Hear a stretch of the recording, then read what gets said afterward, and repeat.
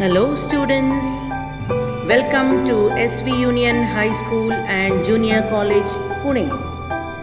Standard 9, Science and Technology, Part 2. Lesson 6, Classification of Plants. Let's recall. How have the living organisms been classified?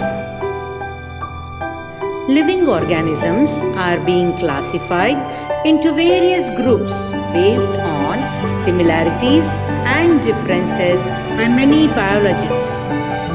Let's see the history of classification in short.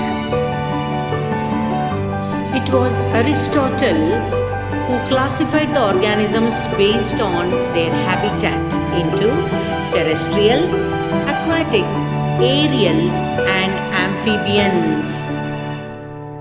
Later, Theophrastus, the disciple of Aristotle, who is also known to be the father of botany, classified organisms, mainly the plants, according to their habit and height into trees, shrubs, herbs, and climbers.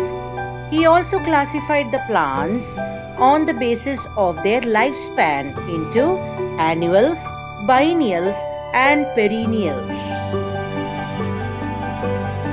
The two-kingdom classification proposed by Carolus Linnaeus was another breakthrough. Linnaeus classified the organisms into two kingdoms, Kingdom Plantae and Kingdom Animalia. His system of binomial nomenclature attributes to giving two names to the organisms. First name was the genus epithet and the second name is the species epithet. Thus, the organisms came to be known by two names, generally called as the scientific name of the organism. Copland, Haeckel, Chatan, and Woose were other contributors in the classification of organisms. The five-kingdom classification of Robert Whittaker was the most significant one.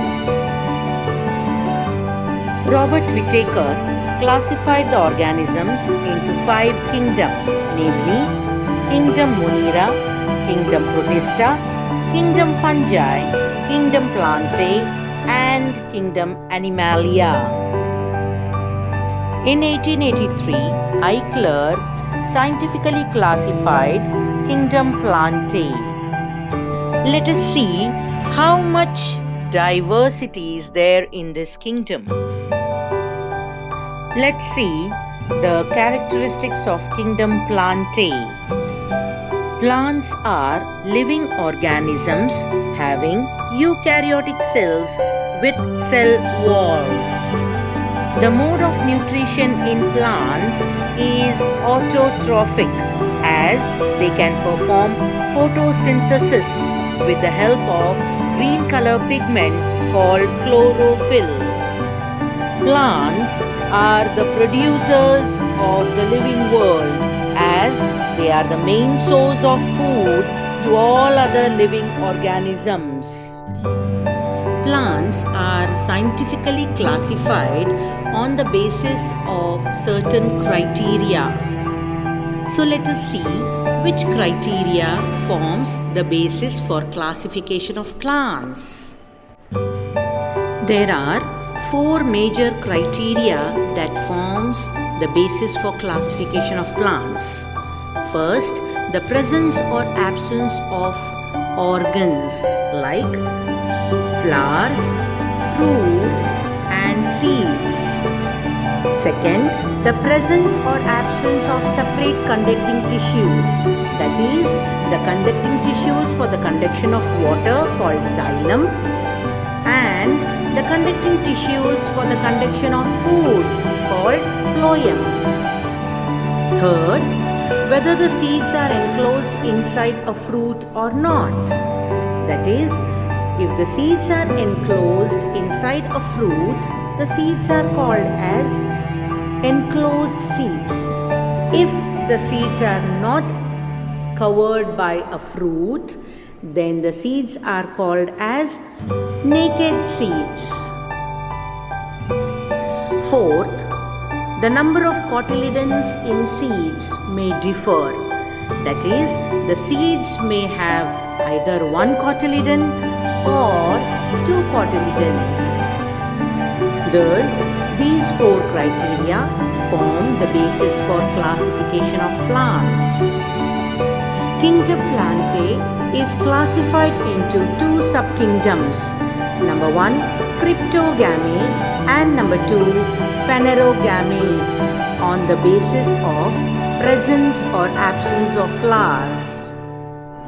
The cryptogams are non-flowering plants, that is, they neither produce flowers nor do they bear fruits or seeds.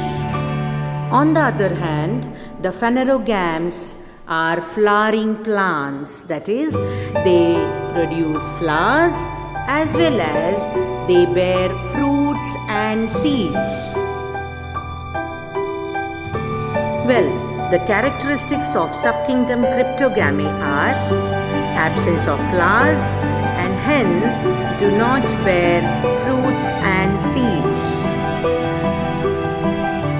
The characteristics of subkingdom phanerogamy are they produce flowers and bears fruits and seeds.